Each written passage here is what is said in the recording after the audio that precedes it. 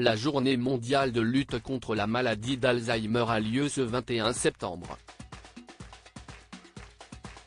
À cette occasion, Laurie Tillman, ancienne Miss France, a parlé dans les colonnes de 20 minutes de sa grand-mère Yvonne, touchée par la maladie. Plusieurs personnalités sont confrontées de près à la maladie d'Alzheimer. C'est le cas de Charlotte de Turckheim, qui vit avec sa mère de 93 ans. L'effet miroir est fort. Je vois à quoi ressemble la fin de la vie, avait-elle confié en août dernier à Gala. Elise Moon, quant à lui, a perdu son père de cette maladie en septembre 2020. Pour lui rendre hommage, il a réalisé un documentaire intitulé Mon vieux. En revoyant le film, comme ça m'arrive de temps en temps, je me trouve un peu dur avec lui. Je le secoue, je m'énerve vite.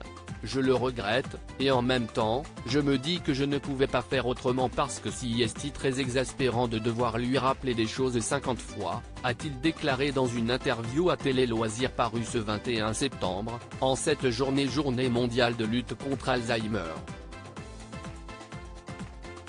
La grand-mère de Laurie Tillman oubliait si elle avait mangé ou non pour sensibiliser à cette maladie. Laurie Tillman s'est pour sa part confiée à 20 minutes.